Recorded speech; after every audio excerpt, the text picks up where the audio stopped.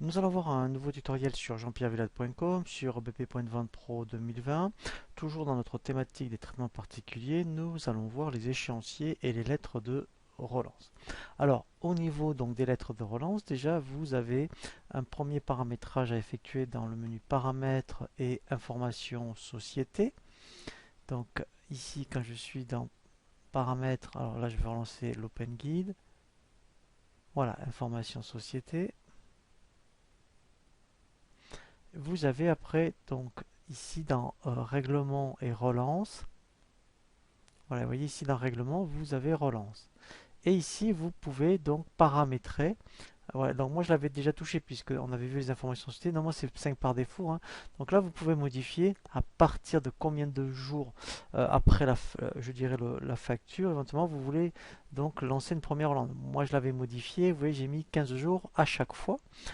Donc ça c'est un premier point. Et ensuite après, alors bien sûr, il faut absolument bien avoir créé vos modes de règlement et les avoir affectés à vos fiches clients. Donc là je vous invite à consulter le tutoriel sur les modes de règlement. Je vais ici dans le menu règlement et déjà je peux consulter dans l'échéancier.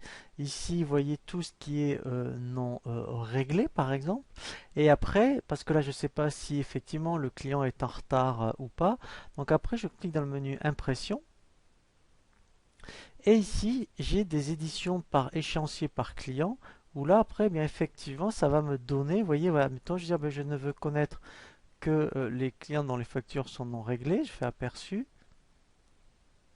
Voilà, donc là, vous voyez, je vois bien. Et après, je peux aussi, eh bien, effectivement, faire des lettres de relance. Donc ici, j'ai lettres de relance. Je fais ajouter. Donc ici, on est le 7 avril, par exemple. Eh bien, je fais appliquer le fil pour qu'il me donne ici éventuellement tous les clients qui doivent donc qui sont en retard. Voilà, donc quand je fais appliquer les filtres, ici, il me donne, vous voyez, tous les clients qui sont en retard.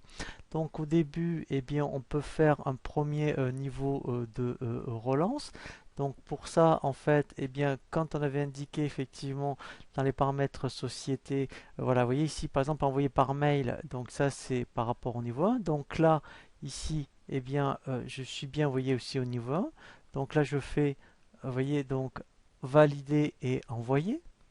Voilà, donc là, eh bien, je peux faire un aperçu pour voir justement avant donc de l'envoyer. Je regarde le courrier. Voilà. Donc là, ça me permet, vous voyez, donc de regarder le courrier. Donc après, donc si tout est bon, et bien après, donc là, je valide et j'envoie. Et après, je fais donc la même chose systématiquement après pour la relance 2 et la relance 3. Vous voyez, donc après, voilà, après, c'est exactement donc, vous voyez, le même opération.